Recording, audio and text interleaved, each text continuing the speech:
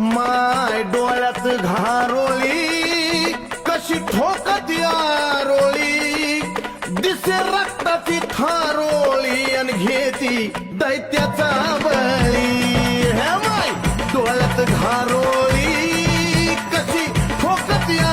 रोळी दिसे रक्ताची थारोळी आणि घेती दैत्याचा बळी हा